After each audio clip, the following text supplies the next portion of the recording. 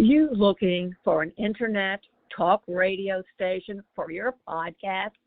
Look no further.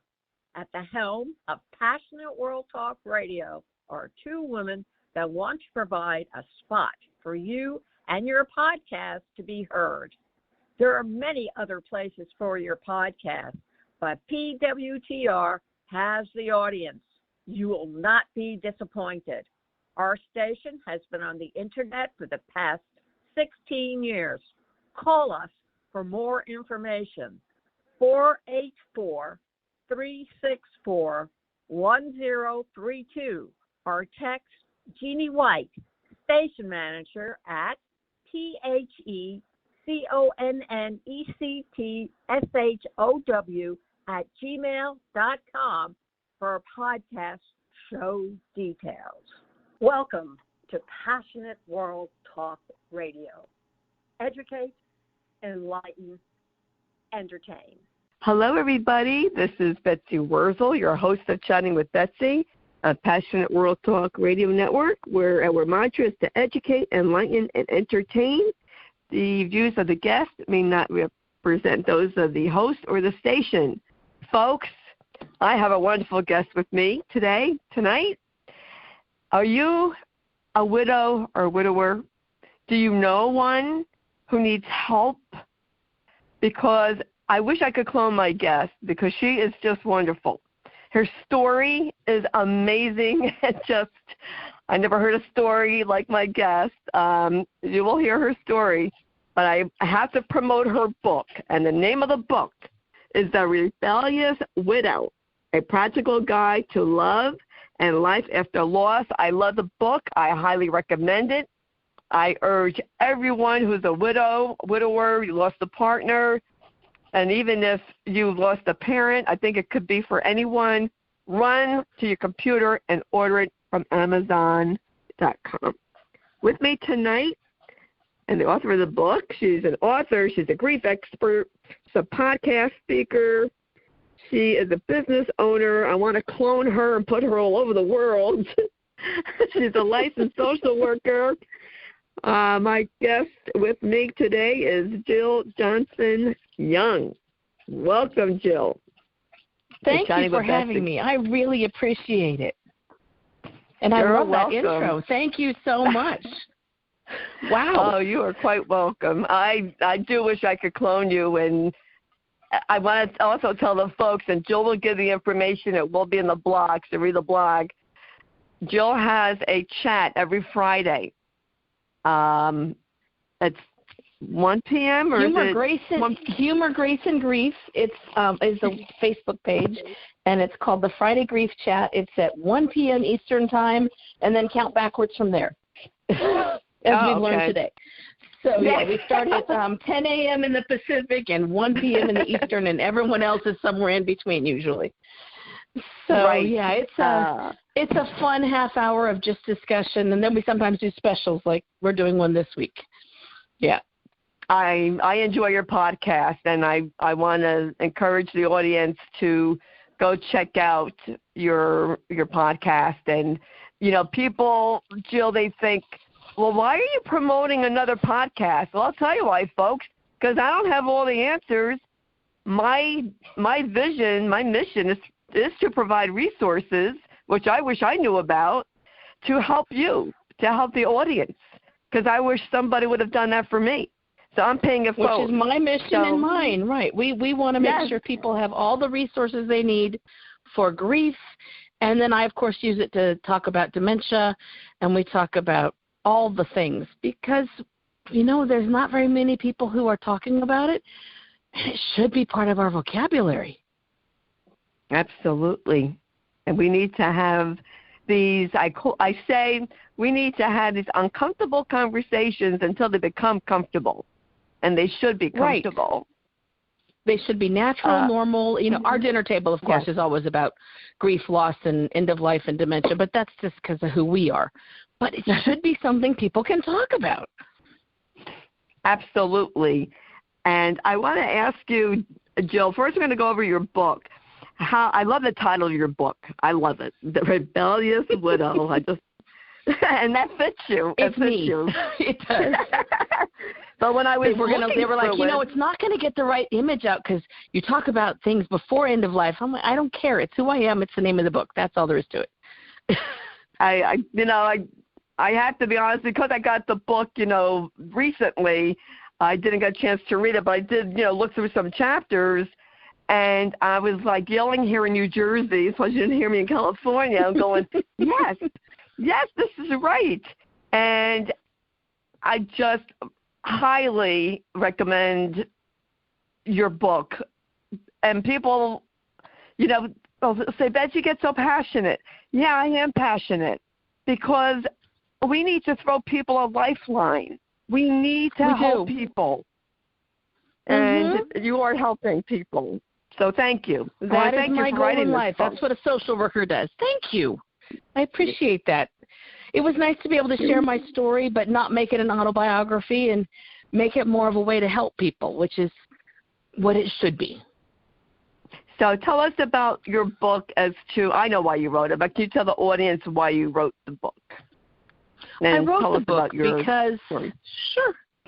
because I was a hospice social worker for a very long time, and I am a grief expert and grief therapist, and I see so much that people don't understand, and they should have at their fingertips when someone is chronically ill, becomes terminally ill, needs hospice, needs to understand what they're seeing and hearing at end of life, because it's not something that's well known, and Hallmark cards and movies don't exactly show it like it is, and neither does Grey's Anatomy for that matter. Although I like that whole walk on the beach thing, I thought that was very nice, right? Those who haven't watched it, you should.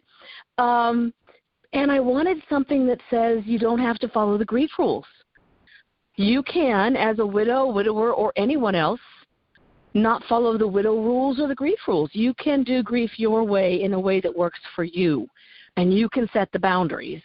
And if you choose a new relationship at some point, you don't have to excuse yourself, which is not something most people say. In fact, most therapists are trained in some way, shape, or form to say, well, you have to wait a year before you make any changes, and new relationships are, you really aren't making good choices, so you shouldn't do that. And then everyone else follows along. And it's not fair. I've heard that, Jill. It's nonsense. There's no research that supports it.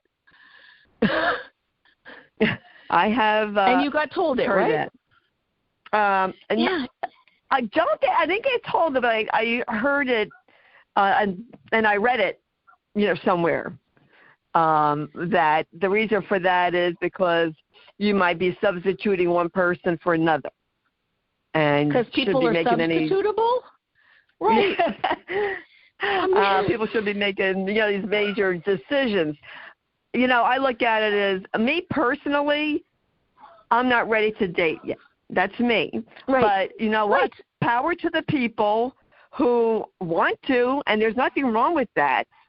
You want to do online dating or whatever you want to do. Yeah, I mean, especially, I have to say Jill this, to Betty White. Right. Especially if you've been caregiving, like I was for 10 years, or short, even if it's shorter, but, you're talking 10 years of caregiving. I did my time. I don't need a year. Yes. If I want to date someone the next day, that's my business. Absolutely. And other people will tell you you can't do that. You're doing it wrong. How dare you? You're not holding on to his memory.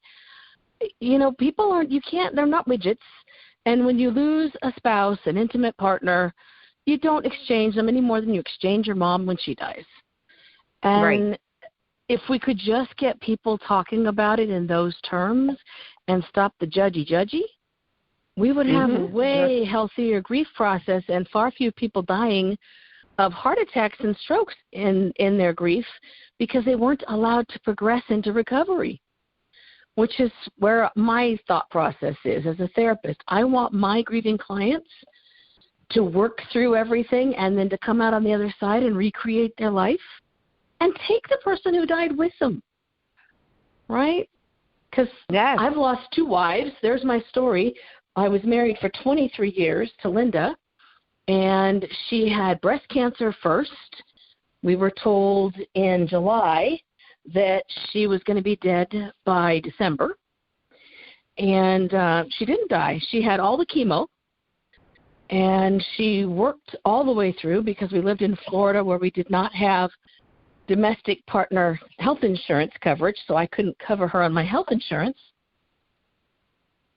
And she survived breast cancer. But she had a form of chemo that's very common when you have really aggressive breast cancer, which she did. And it causes heart and lung damage from the moment it's infused. And so 10 years later, she died of pulmonary fibrosis and right-sided heart failure. But we had 10 years.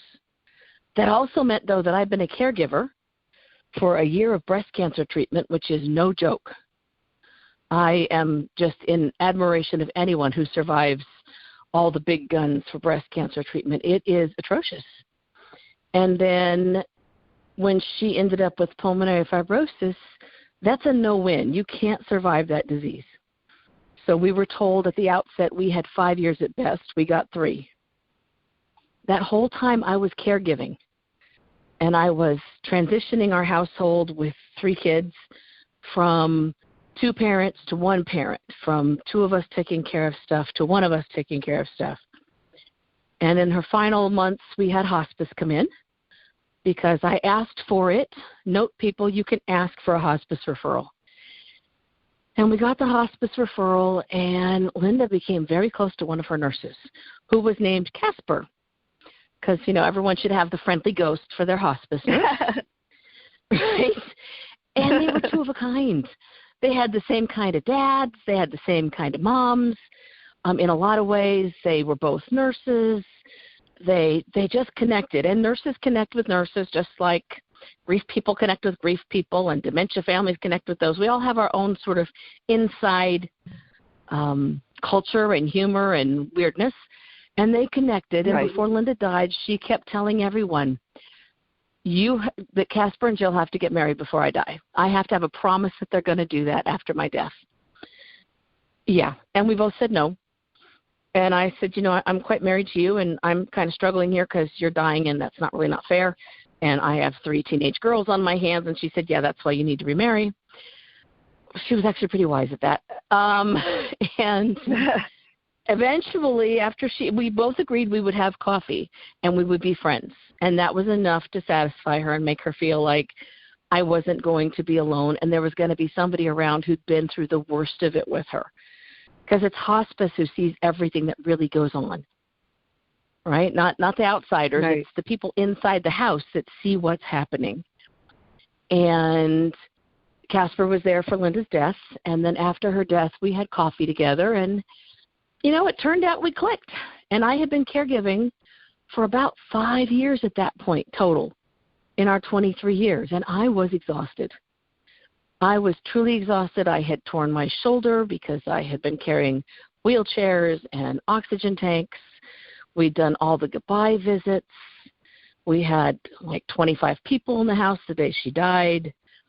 I was pretty worn out, and it was nice to just have coffee with another adult and not have the kids present and just to relax. And it turned out she was right. We ended up getting married relatively soon, which scandalized everybody and drove a bunch of people away because I broke the widow rules. And yeah, I did. I totally broke them. Right? I broke every last one of them. Because the widow rules, which I was advised about, a friend of mine who's another social worker who had just buried her spouse 2 years before said, we got to have coffee. You need to know because I know you're going to break them. You got to know the widow rules because you're going to piss people off and they're going to vacate your life. And so I said, okay, tell me. Well, don't smile too much because then people will think you're too happy and you wanted them dead. And don't look too sad because you'll make people feel sad and not want to be around you.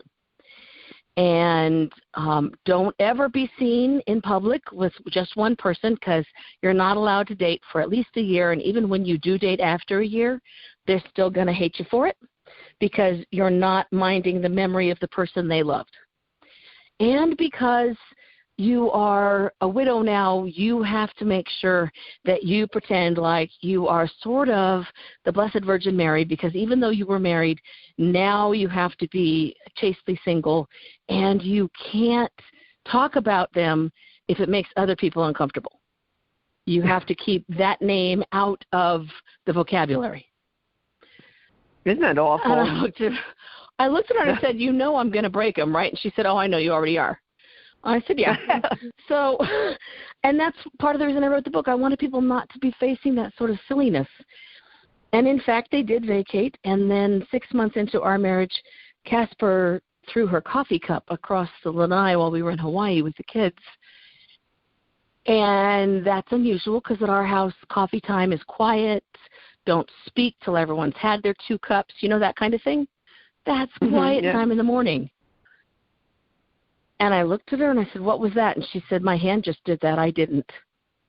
And she said, I had these weird dreams last night, and they were so real I couldn't tell if I was awake or asleep, or if it was real or if it wasn't. And that was the onset of Lewy body dementia.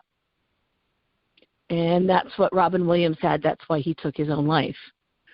And that is a dementia where you have Parkinsonism come on at the same time that dementia and psychosis comes on. And it's broken up, so you can lose your memory and be at another time and place, and then come back from it and you realize that you were in that place. And you can be psychotic and then come back and remember the psychosis. And it's like that until the end of life. Which is why Robin Williams did what he did. Yeah. He wasn't depressed. Wow. His watches were talking the night he died, and he put them in a sock, according to some publications, and he drove them to a friend's house for safekeeping because they were making too much noise. That's Lewy body dementia. And she lasted about 3 years. It took us 5 neurologists to get it right. I was the one who finally suggested the diagnosis.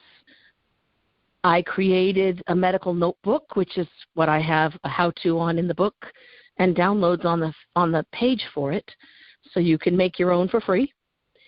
And I started, filling in the blanks and giving them the information that she couldn't possibly do and didn't want to, because it's embarrassing. Right? It's embarrassing to have NCIS telling you what to do over the television in the morning. But it's so real, you have to do it. And she was put through ECT, which is electroconvulsive therapy. It was a terrible struggle. Linda had a peaceful death. Casper did not. And she was finally peaceful the last day of her life, maybe. And she was fully aware of it. Even when she was comatose, she was responding. We couldn't sedate her enough because... How old was she? She was 57 when she died. How old was 57? How old was she when she was diagnosed? She was diagnosed at 57. She started having symptoms at 54. Oh, 50. Well, yeah, that's young. Wow, you've been through a lot, Jill. A lot. I was widowed twice before 50. And I decided I didn't want anyone else to go through it the way I had. You can't stop the disease, but you can really help people understand what grief should be. I went to see a grief therapist. They were atrocious. That's when I realized I needed to start teaching therapists how to do grief, because they don't know how to do it very well by and large. And I don't have a problem saying that, because every time I do the training, people are like, oh, I didn't know that. Oh, I thought that was the rule. No, those are not the rules. So that's why I do what I do, because I want people to understand dementia. I am a true dementia warrior as well as a grief warrior. I want folks to understand there are 12 kinds of dementias, and that caregivers don't necessarily want to raise money for treatment. They want to help other caregivers. They want to help them find ways to access help. I run a dementia support group once a month for free. And what they need is help understanding what's coming, help managing the symptoms. They need help finding some peace and quiet for themselves. And then they need help after someone dies from people who don't say things like, aren't you glad that it's over? Yeah. And if one more person would have said, "Oh, but Matt's in a better place," I wanted to smack him. I literally wanted to smack that person. And what you want to say is, I really wish that we'd never heard of this form of dementia, and I hope nobody else ever does. And a better place would be beside me and healthy. That would be the better place, right? Right. So I'm out doing what I can do on my own little drum roll, because I think we need to talk about it more. We need grief to be accessible to people. We need to have people know what the dying process looks like. Yes. And we need to be able to help people do grief right. Because grief shouldn't be forever. You go on any kind of Google search or Pinterest, oh my goodness, and you put grief in, and you will get tons of stuff that says grief is a measure of your love. You will grieve as long as you knew them. Really? Because I don't want that. And I don't want that for anyone else. And grief causes all kinds of physical things. It causes brain confusion. It can cause physical fatigue, like chronic fatigue, level fatigue. It causes people to get into car accidents because their hand-eye coordination has not improved yet from the trauma that they've just been through. It causes nightmares and sleep disruption and appetite disruption. It's all the things, and it causes inflammation. And so we need folks who know how to help people with grief so that they don't get stuck there, because it's not a healthy place to be. That's so true. Was that too much soapbox?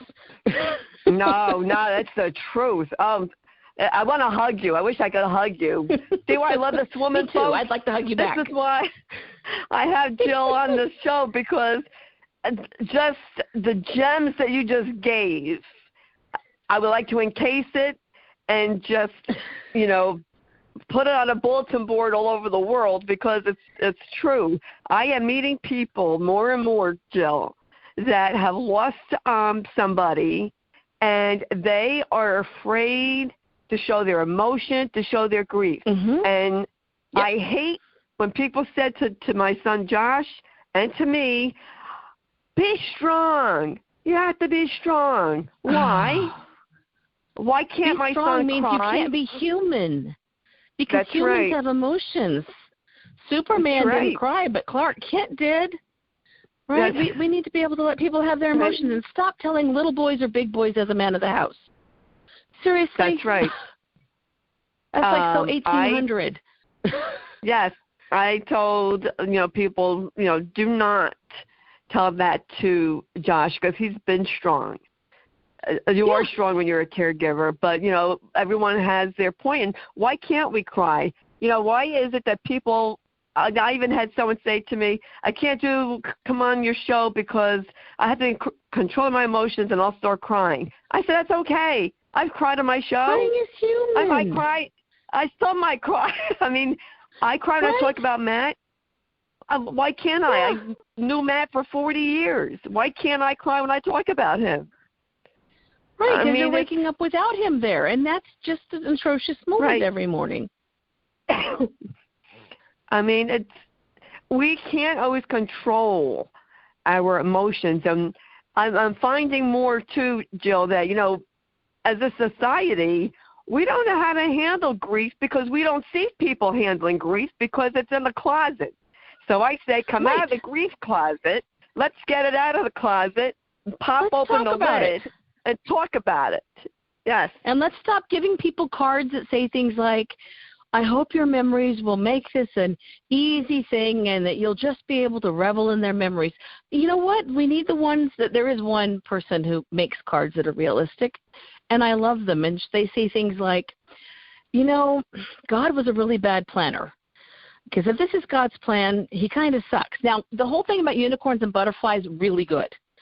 But, death and grief, not so much. Right? We need people who can talk about grief, and we need cards that say the right things, because even the cards we send shut people down. And you go to funerals and you hear someone, telling the kids, "Well, you should be glad you have an angel looking over you." No. You should be sad that you don't have your parent with you. That's what you should be. Right. Right. I have to share this. I have to share this, Jill. I said it like a month ago. I went to a funeral of my mom's friend's husband. I've known this couple for my whole life. And it was a Jewish funeral. And the rabbi did a beautiful ceremony because we tear the clothing, but we get a strip. Yes. And she described it. The rabbi was a woman, and she did a beautiful job. And she said the reason why we tear our clothing is to show that something's been torn from our life, and we are not the same. I love that. I do too. That was beautiful. Like, I do why too. Can't we show that? Why don't we all sit Shiva together and share the loss? It's a wonderful way to really make the loss come home.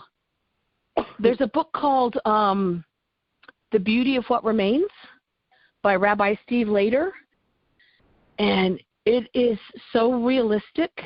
And he wrote it, he said at the beginning, because he thought he knew grief, and he owed everyone he'd ever done a funeral for an apology, because he didn't know what loss was like until he lost his dad to Alzheimer's last year. It's a great book. True. It's realistic. Yeah, it's totally realistic. I'm sorry for the noise. We adopt old poodles here, and Doug has a collapsing trachea. So I'm trying to walk around and keep him further away from me so that I cannot have that sound behind me. That's okay. But I know myself, after losing Matt, I'm more empathetic to someone who loses a spouse or a partner, or even a parent, because I've lost a parent. Yeah. Right. Yeah. Definitely, there's a difference. And I probably did say something stupid to people when I was younger because I didn't know any better. And, the things people say, they do it with good intent. That's the part even grievers need to remember. It's not said to be hurtful. The impact is hurtful, but it's not intended to be hurtful. It's intended to be, I don't know what else to say, and I really want to make this better for you. That's why they say the things. But we could do a whole big training on what to say, what not to say. Show up, please. If there's a service, go to the service, even if you don't like them. Right? Right. Because with COVID, we've got so many extra deaths, and we have a lot of late funerals, and there are people who are not going to attend because, it was so long ago. You know what? Your presence still matters. More than anything else, presence matters when someone dies. You need those people. You need to see in their faces that your loss counted. That's right. Just like carrying clothes. Perfect. Yeah. Just to be there and just to hold someone's hand and listen to them. Right. Without judgment. I did a podcast by myself probably over a year ago, probably almost 2 years ago, because Matt will be gone 2 years in January, called I Don't Need Your Permission to Grieve. See, you're one of the few. You're actually a rebellious widow. Yes, I am. That's why I loved your book. If I want to talk about Matt, if that makes someone uncomfortable, I come to the conclusion, Jill, not my problem. That's not your problem. That's not my problem. Right. And if someone has just been widowed or become a widow, don't make them support you. Your role is to support them. They have so little energy left, and they really need you to be there with them and not for you to say, this makes me so sad too, because if someone's been a caregiver, they are going to instantly go into caregiver mode and use up what precious energy they have left to caregive you for the grief you're having over their spouse dying, which is just not fair. That's the wrong way for the energy to go. Right? You needed your energy for your son. That was what was important. Yes, and to support him. And I'll tell you what, Josh did not like people telling him to be strong. And I think and I know you would agree with me, Jill, it's very important for our children to be able to come to us and vent without us judging them, and let them tell their feelings and to validate them. Because we don't want our kids, we don't want to shut down the communication and our kids get advice from the wrong people or to numb their pain with drugs and alcohol. We don't want that. We want them to be able to know they can go to their friends and they can go to you, and that you're going to be able to talk about them. As we're doing this, Thanksgiving is coming up. Families should have the person who died included in Thanksgiving and Hanukkah and Eid and Christmas and all those things, because they didn't disappear. They died. Right. And they're still part of the family. Yes. We celebrate Christmas. My tree is covered in ornaments with pictures of people who have died, because they're still part of Christmas. And we can laugh and, share the pictures and remember happy memories, but they're still present. It's not like this big old elephant in the room that, Mama's missing and Grandpa's missing. We shouldn't have that. They should be part of it. Yes, include them in and do something to honor their memory. My anniversary was just last week, November 1st. And I ordered a cake. I bought myself flowers, and I bought Matt's favorite ice cream and Josh and I's favorite ice cream. And we went out and we celebrated. And That's we celebrate the way everything. It should be. Yeah. Yeah. I take a little bottle of champagne and I go sit at the cemetery and have a favorite food that each of them had on anniversaries. It's a little crowded. I've got 2 headstones with my name on it. I'm kind of a condo. And, you should remember them, and you should remember the good times. But, when we lose someone to dementia, we can't forget what dementia did and the angst we all went through and the angst they went through. And we should use that to help other people who are losing someone to dementia, to give them that little prop up or big prop up while they're facing it, because dementia is a really hard disease. Yes, absolutely. It's the most unforgiving. Yes. I know I'm going into a tough time for myself because Matt was dying really after after Thanksgiving, and he died on New Year's Day, 2020. So he was oh my in goodness, the we're hospice. twins. Yes. He was in the hospice unit in the hospital during between Christmas and New Year's. Oh, that's hard. That was our Christmas break. Josh and I were both on Christmas break. We were working at the time, and we spent the holidays up in the hospice unit watching Matt die. So it's a tough time for the both of us. But it absolutely is. Yeah, but I told Josh, I said, you know what, the last few weeks of your father's life was not his whole life. We have to look at the whole picture, the good times, and not just, it is hard to get that image of Matt dead out of my head or in the body bag. That was tough. But I tried to focus on the good times. And, before, it was either before Matt died or after, Josh asked me, are we going to still celebrate Father's Day and Daddy's birthday? I said, of course. Of course we will. Because he lived and he was part of us, and we need to celebrate that. And you had a dad, and you still have a dad. He's just not physically present right now. Of course we celebrate those. But other people think that's weird. They see that happening, and they're like, oh, my gosh, why would you do that? Oh, because they were here. That's right. They might think I'm a crackpot. Right. That's right. And it's okay, right? Because now I'm married to the funeral director who took care of both of them. And, she gets dragged into all of the, all the discussions about both of them. But she knew both of them because she made both their arrangements. And she helped take care of Casper because I had lost so many people. Because a lot of my helpers disappeared because I broke the widow rules. So, it's Veterans Day. So, flag goes to the cemetery because Linda was in the Navy. We do those things, and we need to. Yes. And absolutely. We have to remember them and talk about them. And if you've got some ways to do it and your family hasn't done it, then do it anyway.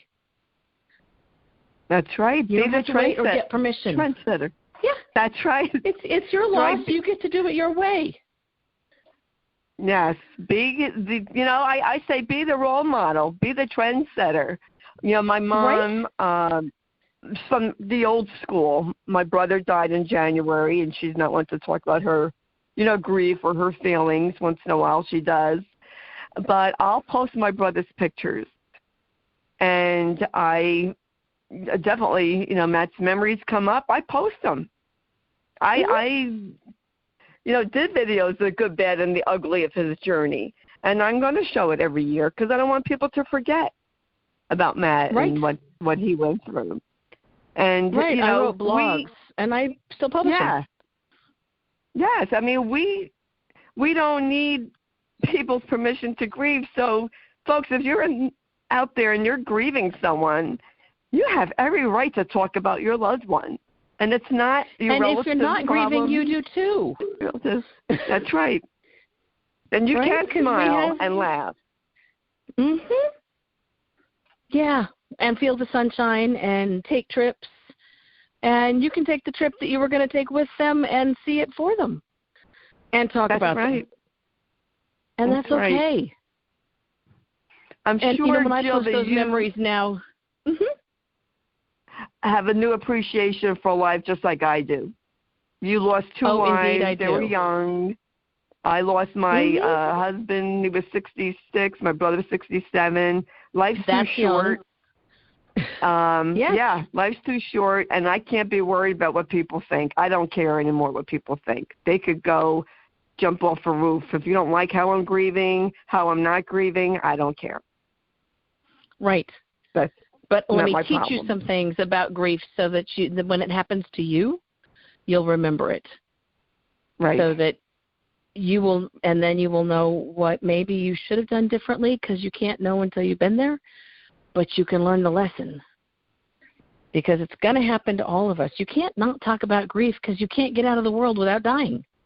So everyone, by definition, is going to experience a loss from death. If they have any relationships whatsoever, if they have pets, they're going to experience that. Right? That's right. That's right. And that's why we do grief and loss all day around here, because we adopt the old poodles that would otherwise be put to sleep because they're in terrible shape, and they come live with us for, 6 months to 4 years before we lose them. And it's wonderful to give them that time and to appreciate what they have left in them. Well, that's really nice. You are a special person, Jill. It's selfish on my part because when I get off from a client, I get to go out and play with the dogs, and it's special to be able to have the little faces looking at you. Maybe not when you're sharing the bed with 5 of them. That's a little much. Jill, I could talk to you forever. Is there a way for people to get in touch with you? It will be in the blog, but can you just say how people can get in touch with you and where they can buy your books? I know Amazon. Absolutely. You can find me at www.jilljohnsonyoung.com. No hyphens, no caps, super simple. And you can also find me at therebelliousswidow.com. And both of those have links to the book, but you can also find all my books, because I have children's books as well, on Amazon by just looking my name up. And on my jilljohnsonyoung.com, you'll also find links to my counseling practice. There are emails on there where you can reach me. I try to be as accessible as possible. I'm not good with phone calls, but I'm really good with email. Okay. Do you do grief counseling virtual for people that live in other parts of the country? I can't do counseling with people outside of my state. I do support groups occasionally that are time limited, because support groups I can do outside the state. But I do have links to other people whose grief therapy I trust, and I can provide those if I know someone in that person's area. Yeah. Oh, it's nice to be reachable. It's nice to help. Yes, it is. And I want to tell the audience, Jill's going to be back next month. Yep. December 8th. So you need to subscribe to Chatting with Betsy so you don't miss wonderful resources that I have on, wonderful people such as Jill Johnson Young. You really She's got a bunch of them, folks. Subscribe. Yeah, subscribe because the holidays are coming up, and I'm having a lot of people talking about, and no, it's not because I'm morbid, about grieving and holidays and how to deal with it. I just had 2 other guests on. One post is out with Megan Smith Brooks, because we need to have these conversations. That's we why. do. Not because I'm morbid, but we need to have it. It's not morbid to talk about death. That's a myth. It's absolutely healthy to talk about death.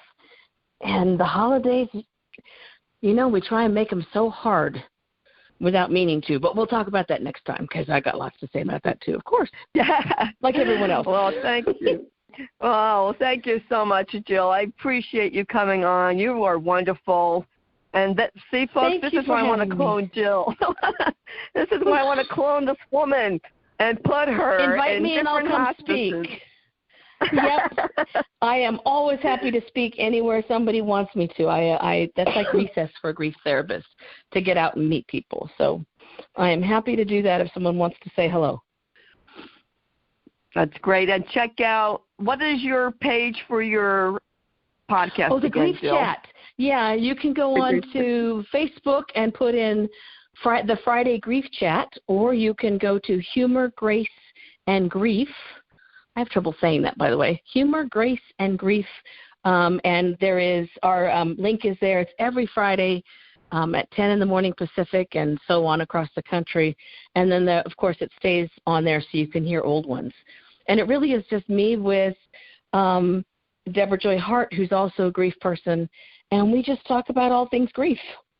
It's sort of our way of coping with everything. Yeah, I'm glad you do. Yes. I saw the one from last Friday, I believe it was, because I couldn't watch it when it was live. And I said, okay, I'll catch the repeat. And I'm telling you, folks, I was yelling in New Jersey because it was so right on. It was so spot on. I was going, yeah, preach it, sister. Yes. Right? Because it's what we do, and people who know grief want people to know how to do it and how to be healthy with it. Yes. I always say that if you're having difficulty, please seek counseling. Yes. Check your healthcare provider and seek grief counseling, mental health counseling. There's no shame in that. It is not a weakness, okay? It's a strength. It's being your own hero. Yes. It is being your own hero and taking care of you, especially if you've been a caregiver, you have learned not to take care of you. And in grief, we need to take care of us. That's right. That's the bottom line. We need to go to the doctor, take care of the stuff, and get the help we need, because it's a hard time to lose someone, and we can make it easier if you reach the right person. But do find a therapist who knows grief. Yes. And, there's no shame if you need an antidepressant to help you get over a hump. Absolutely it's okay. not. It's okay to need help. Yeah. There's nothing wrong with that either. And don't let people shame you that there is something wrong, because it's not. It's and they need to be acceptable. shamed. Yeah, they do. Absolutely. Yep. Jill, you and I are on the same wavelength. I just, I love being with like-minded people. Me too. Thank you for do. having me. I appreciate it. You're welcome. Thank you very much for coming on. Folks, if you missed any of this podcast, excuse my voice, excuse me, if you missed any of this podcast, you can catch it again on your favorite podcast outlet. I'll just give you some examples: Spotify, Spreaker, Amazon Music. You could Just put in Chatting with Betsy, but I'm on most of your major podcast outlets. Share this podcast, folks, not because to promote me. It's because I want to help people. So if you know someone who is grieving, then please share this podcast to help them, because that's what this show is about. It's about helping people and throwing people a lifeline, and I'm paying it forward. So please share this podcast and subscribe so you do hear wonderful speakers. And I just want everyone to have a happy Thanksgiving. And if you can't, then have a peaceful one, I hope. I hope you have a peaceful one. And please check out Jill Johnson Young's book, The Rebellious Widow. I'm going to tell you, you will think it's phenomenal. I do. And I'm not getting any kickbacks from Jill. I'm telling you how I feel. They're probably thinking, Betsy, you say every book is phenomenal. What are you getting a kickback? No, I'm not getting kickback. She reads good books, folks. I'm just passionate. I'm passionate about what like-minded people are on the same wavelength as I am. We need to have these discussions. And here in Chatting with Betsy, you will hear people speak their truth. I speak my truth. My guests speak their truth. And that's the way it is. Am I everyone's cup of tea? No. One person at a time. That's right. Not everyone's cup of tea, and that's okay, because not everybody's my cup of tea either. But I just want to help people, and that's what this podcast, Chatting with Betsy, is about. Not about Betsy. It's about you, the audience, and helping people, because that's where my heart is. And I promised Matt when he was dying that I was going to continue on with what I'm doing. And I know he would say, I'm proud of you, booby. You're keeping your promise. Yes, I am. So until we chat again, this is Betsy Wurzel, your host of Chatting with Betsy and Passionate World Talk Radio Network. Oh, yes, please read the blog. Thank you to Jeannie White, station manager, who produces the show and writes the blog. And thank you to Lillian Caldwell, CEO of Passionate World Talk Radio Network, who makes it all possible for me and for others to have a platform to be heard. Thank you. I can't thank Lillian Caldwell enough in this radio station, because, you know, we really do entertain, educate, enlighten, and entertain. That's for sure. Every guest does that for me. So just be safe, everyone, and thank you for listening. Have a good, well, it is night now in New Jersey. Have a good night. A good night, afternoon, morning, wherever you are. Take care now. Bye-bye. Are you looking for an internet talk radio station for your podcast? Look no further. At the helm of Passionate World Talk Radio are two women that want to provide a spot for you and your podcast to be heard. There are many other places for your podcast, but PWTR has the audience. You will not be disappointed. Our station has been on the internet for the past 16 years.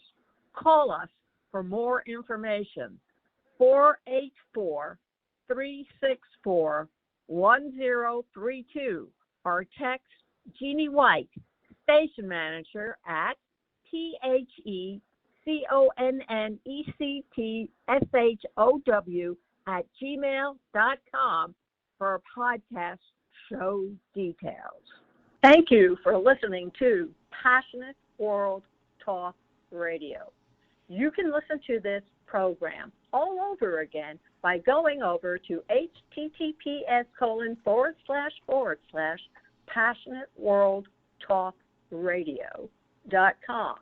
You can also hear it on Spotify, Spreaker, Amazon Alexa, AMFM247.com every Tuesday evening between 8 and 9 p.m. YouTube, Facebook Live, LinkedIn, and all the other podcast directories one can find on the Internet.